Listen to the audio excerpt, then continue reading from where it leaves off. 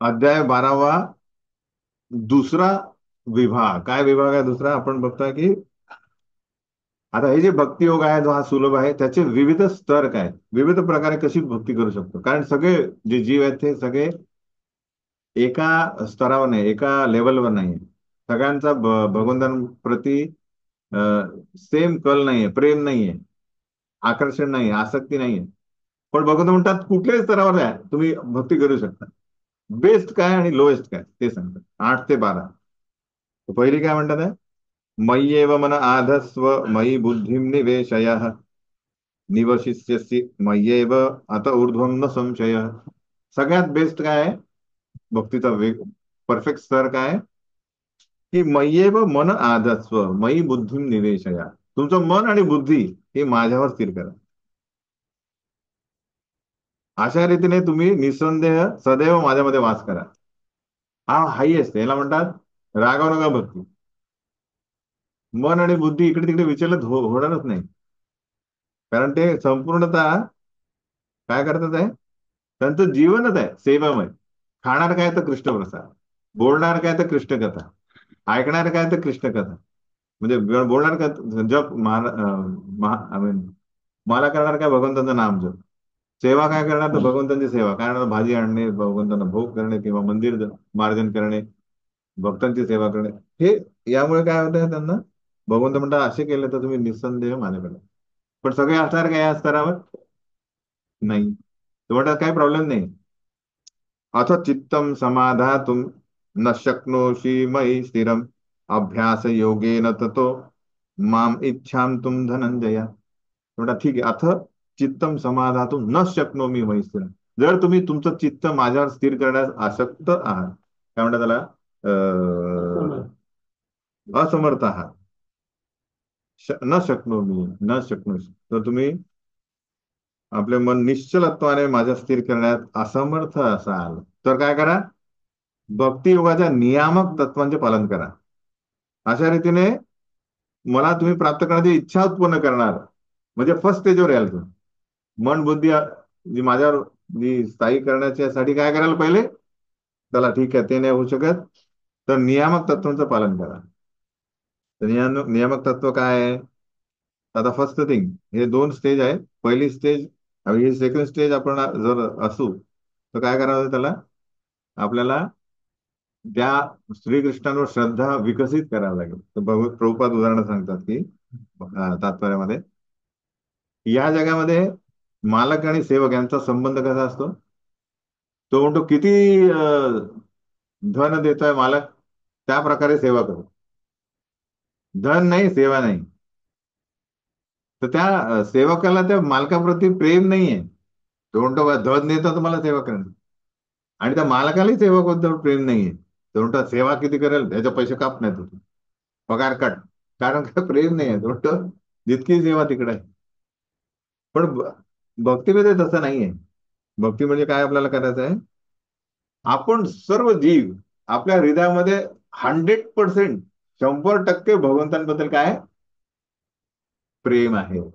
पण आता काय झालेलं ते सुप्त अवस्थेमध्ये आहे. कारण आपण काय केलेलं आहे, मला भगवान बनायचं किंवा मला त्यांच्यासारखं बनायचं. तर ती जी इच्छा आहे त्याने त्याला काय केलेलं आहे, भगवंत म्हणा ठीक आहे या भौतिक जगात जा आणि प्रयत्न करा.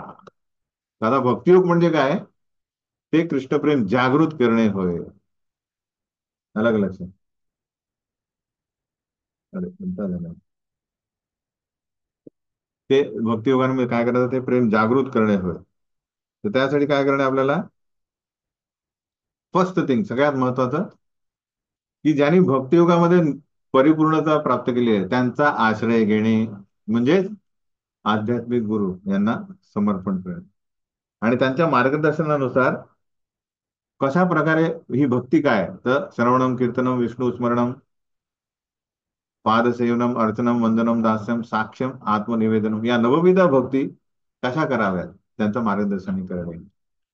त्यासाठी सकाळी उठणे, स्नान करणे, एक ना अर्चविग्रहांची पूजा करणे, त्यांना काय करणे, हार तयार करणे, भोग तयार करणे, नंतर प्रसाद ग्रहण करणे, ह्या सगळ्या सेवा आहेत. हेही कशासाठी आहे, सुप्त कृष्णप्रेम जागृत करण्यासाठी.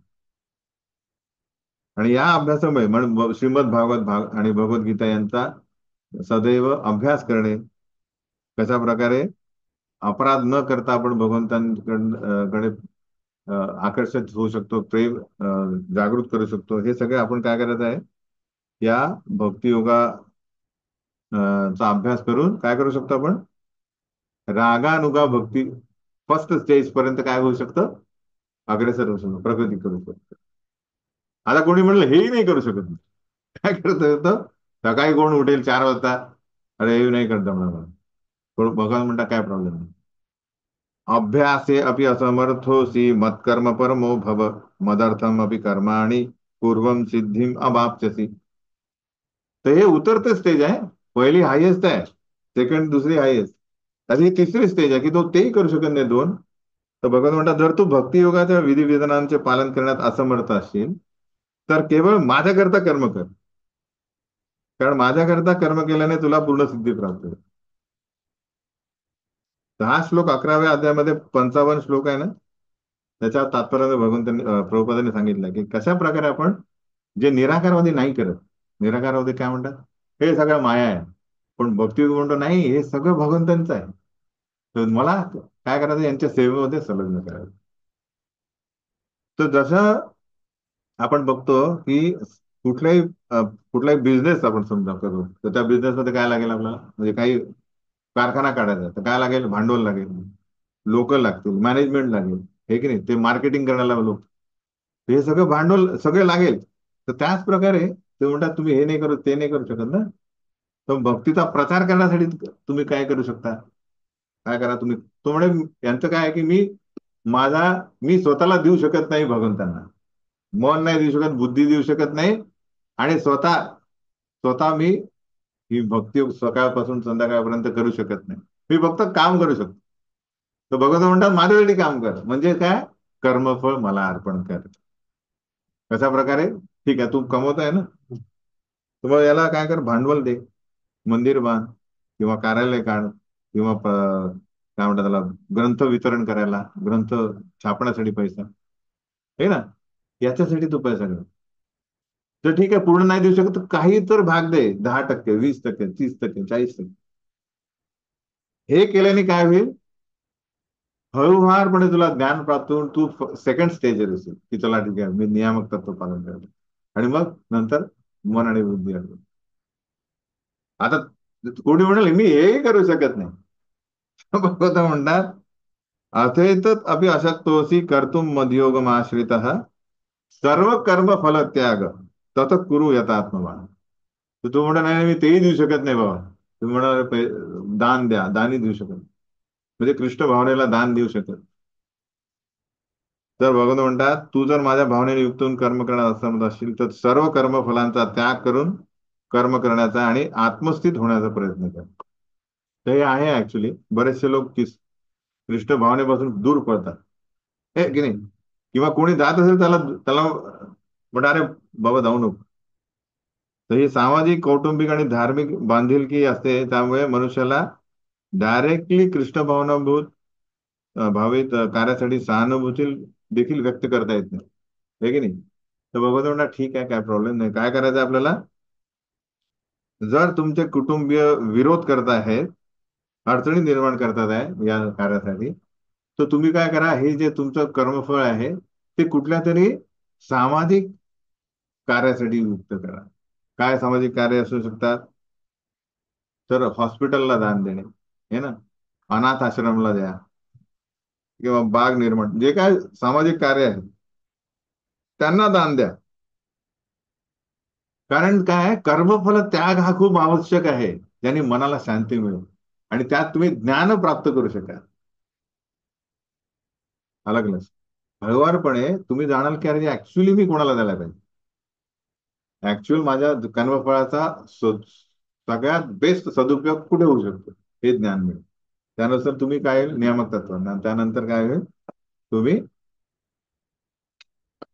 नेक्स्ट स्टेज कुठे याल, मन आणि बुद्धी भगवंतांना लागतात.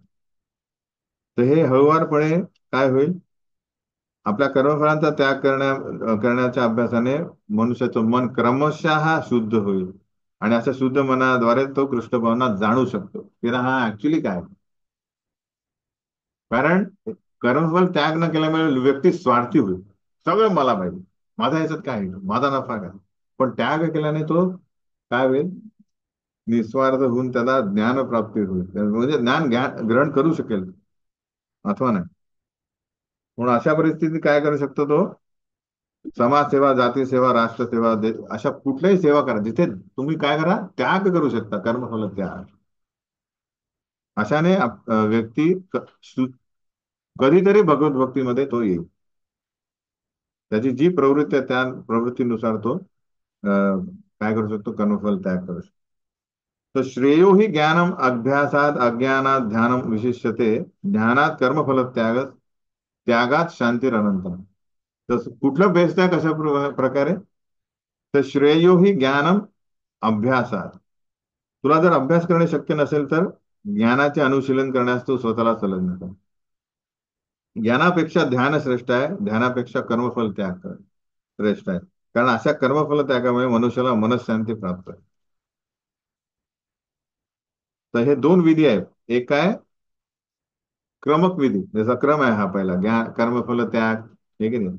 नंतर काय, हळूवारपणे ज्ञान प्राप्त की मी कुठे करायला पाहिजे सगळं, भगवंतांना आपलं कर्मफल द्यायला पाहिजे, भगवंतांची भक्ती करायला पाहिजे. नियामक तत्वांनी मला संपूर्णतः भगवंतांना आसक्त होण्यासाठी सर्व इंद्रिय त्यांच्या सेवेमध्ये लावायला पाहिजे.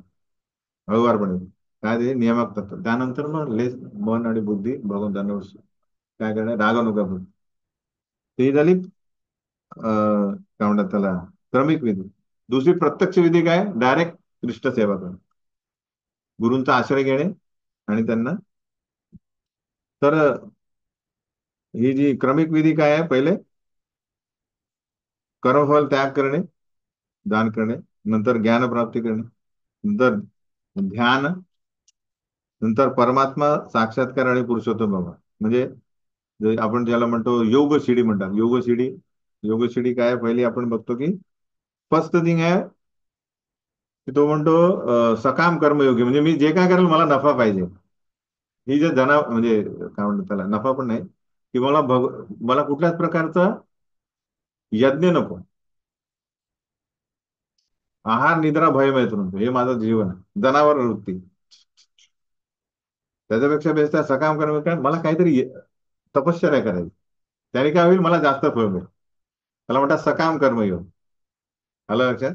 हे काय म्हणजे दान दिलं, 1,000 रुपये दिले तर 10,000 मिळतील, हे की नाही, स्वर्ग मिळेल. याला म्हणतात सकाम कर्म. का लोक पाणपोया काढतात किंवा हे ना भंडारा करतात, कारण काय, त्यांना पुण्य मिळतं, हजारो पटींनी पुण्य मिळतं, त्याला म्हणतात सकाम कर्मयोग. पण त्याच्यात आहे तपश्चर्या, कर्मफळ द्यावं लागतं. तुम्ही द्याल का, म्हणजे आपण म्हणजे कोणी पण नाही देत, ज्यांच्याकडे आहे तो देईल. नेक्स्ट आहे निष्काम कर्मयोग, नेक्स्ट ही शिडी आहे. जनावर राहील सकाम कर्म, निष्काम कर्मयोग काय, मला दिसतंय की लोक खूप काय पीडित आहेत, म्हणून मी देतो, मला काही त्याचा परतफेड नको आहे. आलं लक्षात. पण यात काय आहे की हा योग म्हटला की कृष्णाशी संबंधित, निष्काम कर्म पण असू शकतं. काही लोक म्हणतात मी कर्म करतो पण भगवंताशी घेणं देणं नाही मला म्हणजे त्याला म्हणतात नुसतं मॉरल, मी प्रतिष्ठित व्यक्ती आहे, मला एक पण योग जिथे जिथे योग आहे म्हणजे काय, सकाम कर्मयोग म्हणजे कार्य करतोय तो कृष्ण प्राप्तीसाठी, त्याला म्हणजे कृष्णाशी संबंधित आहे. हा लक्षात.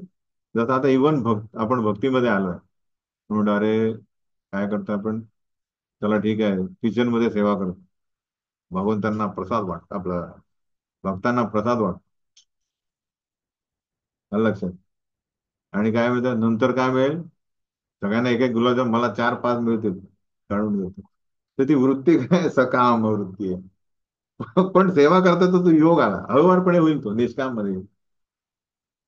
आलं लक्षात. त्यानंतर मग ज्ञान, बेसिकली ज्ञान. तर आता यामध्ये योग नसेल तर मग निष्काम नंतर तुला ज्ञान येईल की ऍक्च्युली मी कोण आहे.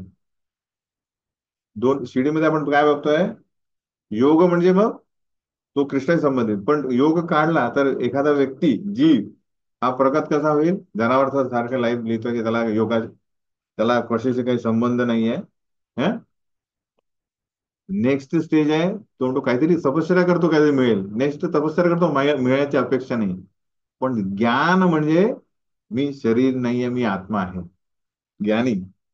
ध्यान म्हणजे मी परमात्मा माझ्या हृदयात आहे, ते जाणण्याचा प्रयत्न. आलं लक्षात?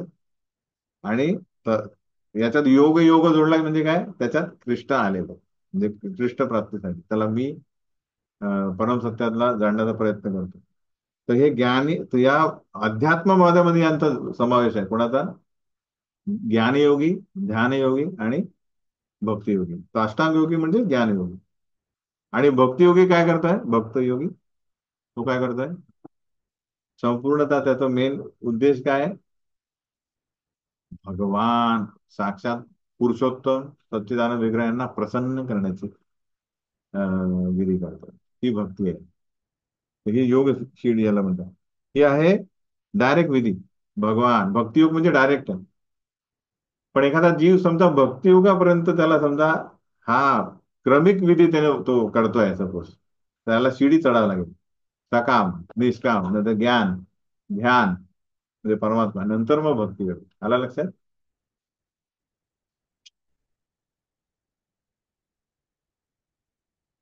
तर कर्मफल त्याग म्हणजे सकाम कर्म. आलं लक्षात? की मी काहीतरी त्याग करतो पण काहीतरी मिळेल. पण ते चांगलं आहे, त्याला हळूवारपणे त्याला ज्ञान मिळेल.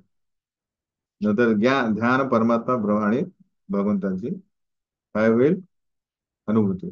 पण इथे भगवंत काय म्हणतात आहे, सर्वांनी प्रत्यक्ष पद्धतीचा स्वीकार करावा आणि भगवंत श्रीकृष्णांना शरण द्यावे. जरी दुसरी पद्धतही महत्वाची आहे, चांगली आहे, काही प्रॉब्लेम नाही. कारण सगळेच भक्ती डायरेक्ट करणार नाही. बघा आता 50 वर्ष झाल्या इस्कॉन चालू आहे, म्हणजे इस्कॉन किंवा इतर संप्रदाय पण आहेत. पण कित्येक लोक पूर्णतः समर्पित आहे? नाही. बहुतांश लोक क्रमिकच आहे, शिडी चढणार. अनेक जन्म त्यानंतर आपण पण त्यातच आहे, अनेक जन्मानंतर आपण भक्तीमध्ये आलो. आणि या जन्म आपण मे बी ठरवलंय की बाबा नाही बाबा मी या वर्षी या जन्मी करतो. आलं लक्षात? तर हा झाला दुसरा विभाग. याच्यात काय आपण बघितलं? भक्तीचे विविध स्तर काय, 8 ते 12. त्यात कुठला श्रेष्ठ? तर योग शिडी तर दोन. एक तर विविध स्तर सांगा आणि त्यामुळे योग शिडी काय ती समजून घ्या. आपण बघितलं योग शिडी काय. ओके, हे दोन क्रमिक विधी आणि प्रत्यक्ष विधी हे तुम्हाला अ, विश्लेषण करून सांगायचं.